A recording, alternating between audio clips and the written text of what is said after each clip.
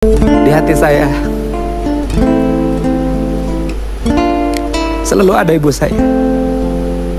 Dia selalu tersenyum ketika menghadapi kesulitan. Ketika dia tidak punya daya ingat apapun terhadap sesuatu, saya selalu bercerita dan selalu meminta sesuatu, dan gak tahu apa yang saya minta selalu terpenuhi oleh Allah.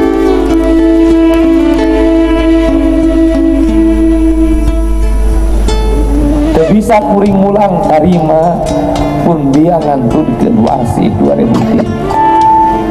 Kuring janji hareupeun kuburanan salila dedi ngajabat ti wakil bupati teh dikan jadi naon wae teh moal eureun cicing dieu mah rek muter terus ngamprokan kolot-kolot nu umurna sarua jeung mi kuring rek mulang tarima kami ku cara ngangkat harkat jeung martabat kolot-kolot kami cari.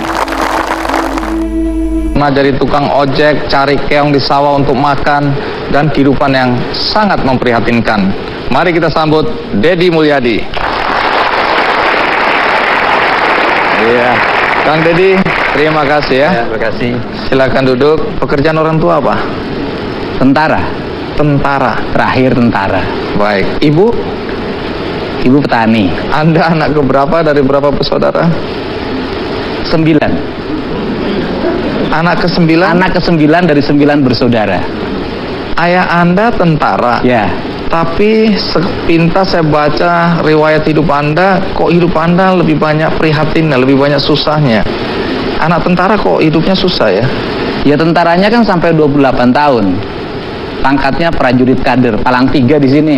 Oh, sampai umur berapa tadi? 28. Umur 28 Ya. Sudah nggak jadi tentara lagi? Ya, jadi bapak saya 20 tahun udah bikin anak. 28 tahun Ya. pensiun dengan pensiun atau apa? Pensiun diberhentikan karena sakit. Kenapa sakitnya? Diracun oleh mata-mata Belanda. Gara-gara dipensiun dalam usia itu akibat diracun oleh mata-mata Belanda ya. Sehingga ayah tidak bisa bekerja dengan baik. Ya. Setelah pensiun apa yang dikerjakan ayah? Ya di rumah. Karena saya dengar sakit-sakitan. Ya pernah kuli-kuli di kuli perkebunan tapi nggak tahan lama karena terlalu jujur. Apa yang terjadi? Ya diberhentikan oleh teman-temannya. Karena jujur. Jujur. Kok bisa? Ya karena diajakin kerjasama jual pupuk Dia nggak mau. di perkebunan nggak mau. Dia lebih baik berhenti. Wow.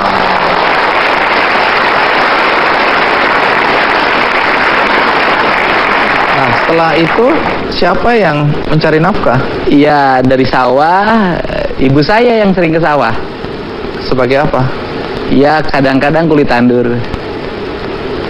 Jadi ibu menjadi Kulit tandur, kadang-kadang nyangkul. Sebagai tulang punggung keluarga. Keluarga. Seberapa susahnya sih hidup Anda waktu kecil dulu? Kalau tanggal muda itu baru dapat ikan asin. Kalau sudah mulai tanggal 5 ke sana, garam, dikasih bawang, disimpan di keler. Keler itu apa ya? Tempat itu makanan yang dari beling itu, dari kaca. Jadi makan nasi, kalau di atas tanggal 5, lauknya garam, Garam, bawang, pakai bawang segitu aja. Dibagi 9. dibagi 9 anak. Ya. Makanya badannya kurus. Kok bisa hidup Anda ya? Saya juga aneh. Nah, saya dengar untuk menambah lauk Anda cari keong. Ya kan kalau ini kan kalau malam-malam ibu saya suka ngajakin cari belalang. Belalang untuk apa? Dimakan. Belalang dimakan ya? Iya. Ini belalang sawah ini ya? Iya. Nah, soal jualan es mambu nanti saya tanyakan. Tapi sampai umur berapa Anda masih harus juga membantu orang tua untuk menambah lauk pauk gitu? Karena saya dengar Anda juga bekerja ya? Ya. Ya itu sampai SMA. Sampai SMA? Iya. Baik, sebelum kita lanjutkan ya, karena menarik untuk tahu Anda jual es mambu dulu. Kenapa jual es mambu? Jual layang-layang ya, macam-macam. Termasuk Anda juga ada urusan dengan batu bata ya? Iya. Jadi untuk sukses mungkin ada urusan dengan batu bata juga gitu ya. Nanti ada cerita, tapi sekarang jadi Anda pernah jadi tukang ojek. Iya. Di daerah mana itu? Di Kampung Sukadaya, Desa Sukasari, Subang. Berapa penghasilan tukang ojek sehari? 2.000.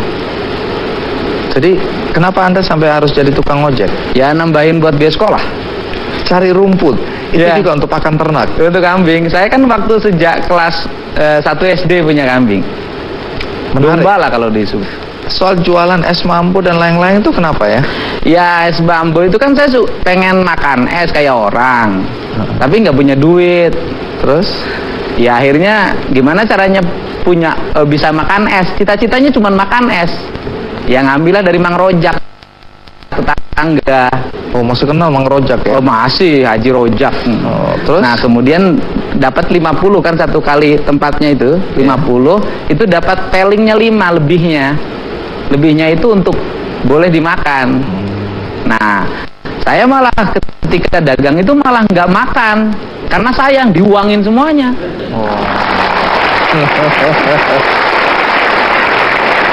Naluri bisnisnya udah mulai nih ya. Ya Nah, jual layang-layang juga. layang-layang waktu SMP. SMP jual SMP layang-layang. saya lihat orang main layang-layang, saya pengen main layang-layang tapi nggak beli.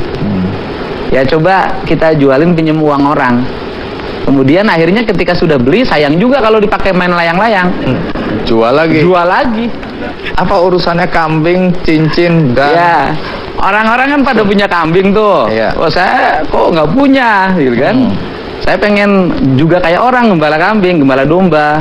Kata bapak saya duitnya dari mana? Punya nih cincin jual. Nah waktu itu akhirnya dijual harganya Rp7.500. bisa beli kambing. Beli. Tapi gara-gara itu saya dengar keluarga mulai beternak dan Iya, domba saya- menyelamatkan Iya. keluarga Anda. Ya saya sama kakak saya yang kedua paling gede namanya Kang Ade, sama ibu saya yang tukang nyabit rumput. Ya saya tukang ngembala. Dan dari situ beranak dua jadi 40. Oke, domba menyelamatkan keluarga Anda karena saya dengar sekolah apa segala macam dibiayai dari Iya, ternak domba dari itu situ, tadi ya. iya. Jual bata itu bagaimana ceritanya? Ya bukan jual. Jadi gini Apa? kan kalau kita suka pengen punya duit juga. Kalau buat hari raya Lebaran kan buat beli baju baru. Iya. Nah itu saya suka kuli mikul. Kuli mikul. Mikul bata itu kan ngangkutnya jauh tuh hampir 5 km dari hutan kan, dibawa ke kampung dibakar. Satunya dibayar seperak. Saya bisa bawa 10 biji 10 perak. Umur berapa itu? Ya SD lah kelas 4. Orang tua tahu ini. Tahu. Nah kemudian uangnya disimpan-simpan. Pekerjaan Anda sekarang apa? Jadi bupati.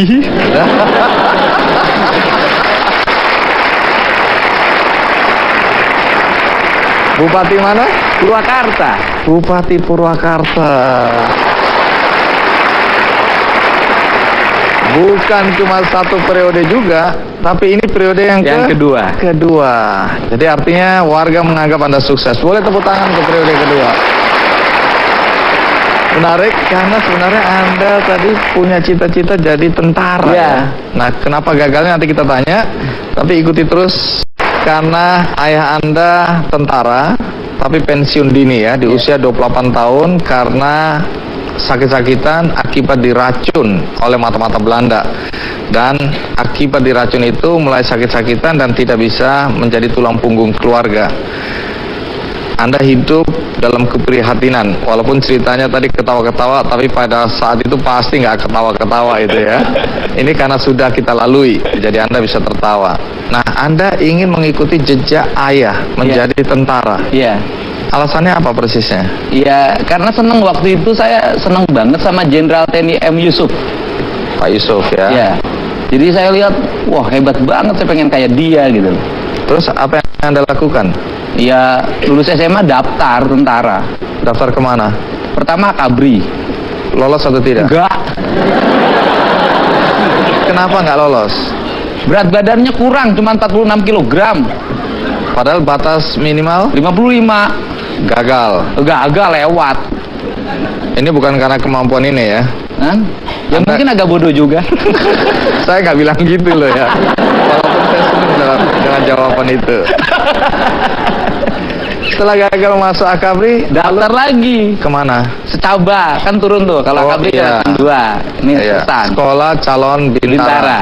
Oke, terus Ya gagal lagi. gagal lagi. Iya. Ini karena apa sekarang ini? Iya sama berat badan kurang. Lah aku udah tahu kurus, kering, kecil gitu, kenapa mau nekat masih? Ya nggak ada pilihan lagi dalam hidup waktu itu. Gagal kedua, Ya. lalu ngapain? Gagal yang kedua ikut UMPTN. Artinya mau kuliah nih. Kuliah ceritanya. Terus? Lulus. Oh lulus, karena nggak Nggak ada. bodoh kan? Enggak. Ya. Walaupun saya nggak tahu nilainya pas-pasan atau tidak. Lolos. Lolos. Masuk di mana waktu itu? Tempat. Jurusan? Fakultas Hukum. Ini kan anak miskin ya, minta maaf ya. Nah. Dari mana biaya kuliahnya? Ya itu nggak jadi. Maksudnya? Yang nggak diambil.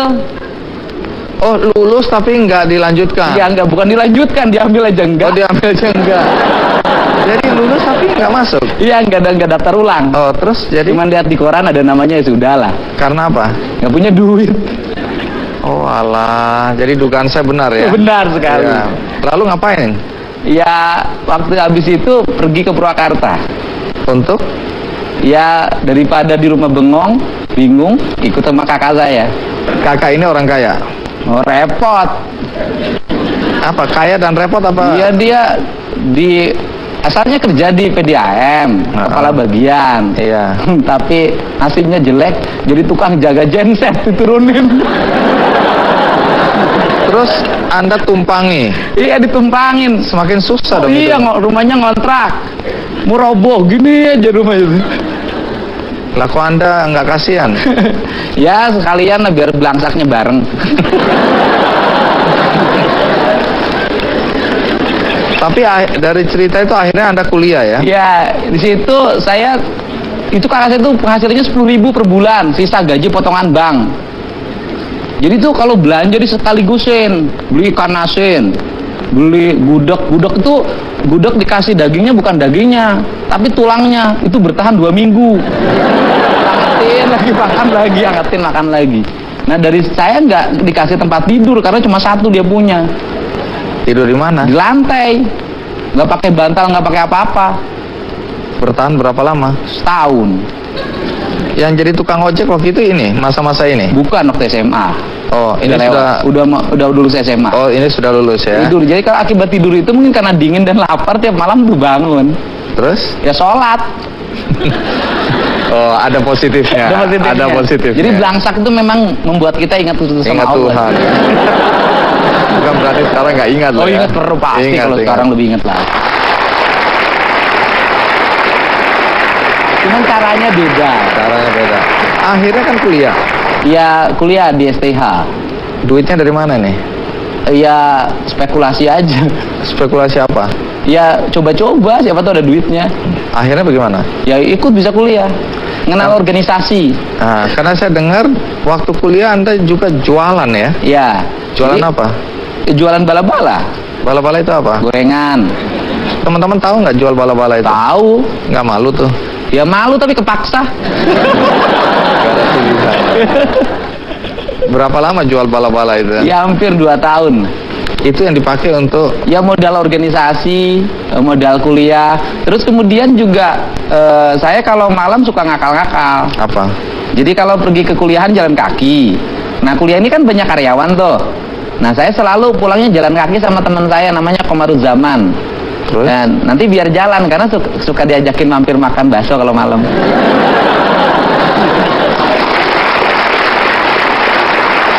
Itu strategi untuk bertahan hidup. Iyalah, gimana caranya hidup gratis gitu loh. Oke. Tapi memang di masa kuliah saya dengar Anda aktif ya di organisasi Ya, ya. aktif. Organisasi apa aja yang pernah diikuti? Iya, HMI dan Senat Mahasiswa aja. Aktif banget ya. Iya, ya kan ikut mendirikan di Purwakarta karena belum ada waktu itu. Pernah jadi apa? Ketua cabang. Ketua cabang. Ya. Baik.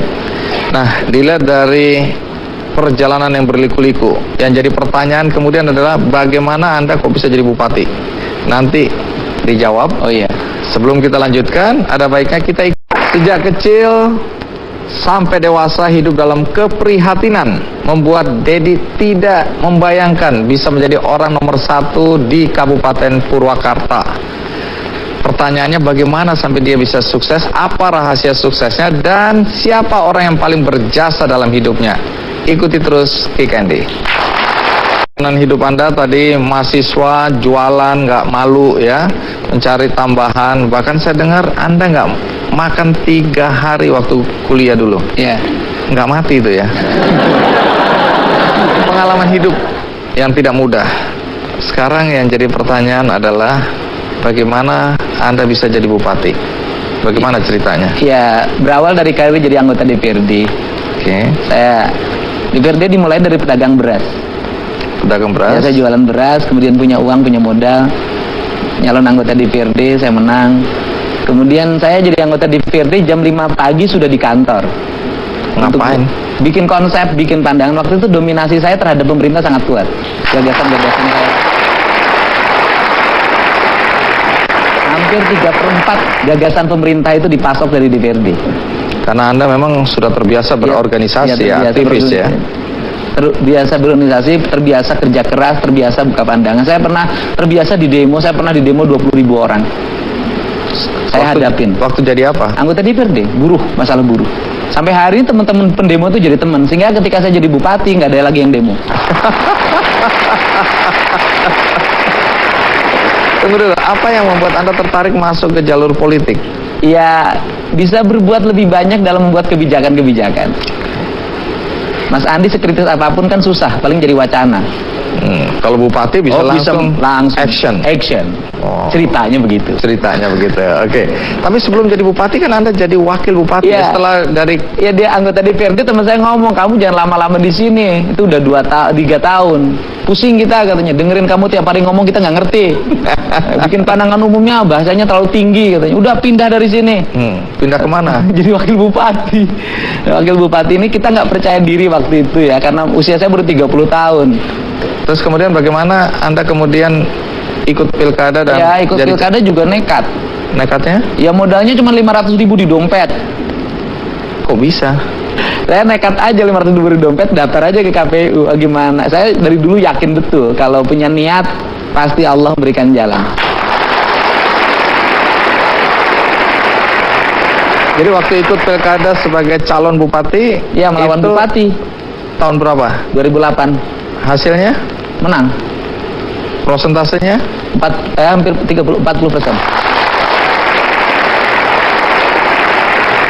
Itu tahun 2008 Ya. sampai 2013 terus kemudian sekarang periode kedua. Periode kedua. Anda menang lagi. menang lagi. Prosentasenya? 67%.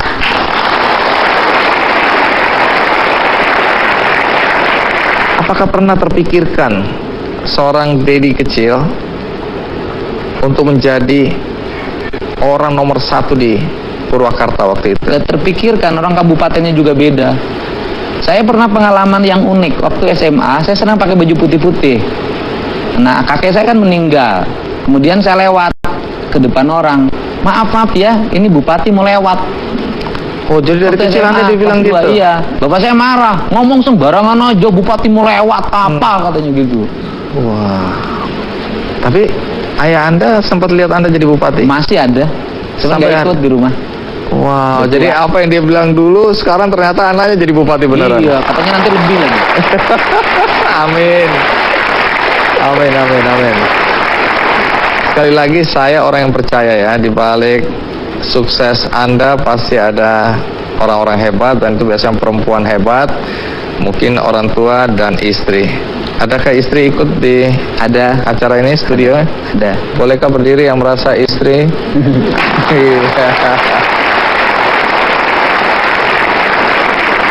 Baik, terima kasih. Anda dianggap sukses ya, memimpin Purwakarta. Yang tentu kita ingin tahu apa yang Anda ingin lakukan ketika Anda terpilih menjadi bupati. Bisa cerita apa? Melayani seluruh masyarakat miskin terutama, sehingga saya buat kebijakan itu sekarang pendidikan gratis untuk seluruh rakyat, berobat gratis untuk seluruh rakyat, dijemput pakai ambulan ke rumahnya, diantar ke rumah sakit. Rakyat boleh SMS, boleh telepon dalam setiap saat pada saya ketika ada kesulitan, sehingga istri saya tahu HP saya hidup 24 jam. Saya kalau tidur bangun, kalau ada SMS, saya jawab. Karena banyak sekali tengah malam rakyat ke rumah sakit, kelas 3-nya ngakunya penuh direkturnya. Itu saya suka langsung telepon, saya tanggung jawab. Kalau nggak ada APBD-nya, tagih pada saya pribadi. Saya bilang rumah saya masih cukup untuk dijual.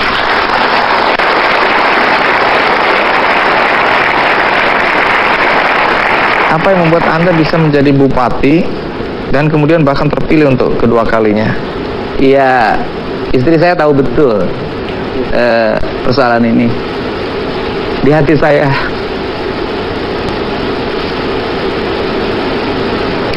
selalu ada ibu saya. Di hati Anda selalu ada ibu Anda.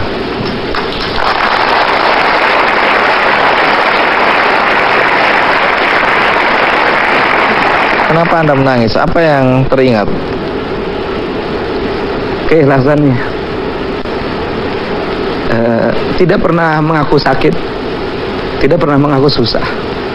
Dia selalu tersenyum ketika menghadapi kesulitan. Ibu Anda masih ada? Sudah tidak ada. Itu yang Anda kenang tentang ibu. Iya, dan ketika dia tidak punya daya ingat apapun terhadap sesuatu, saya selalu bercerita dan selalu meminta sesuatu, dan gak tahu apa yang saya minta selalu terpenuhi oleh Allah. Luar biasa.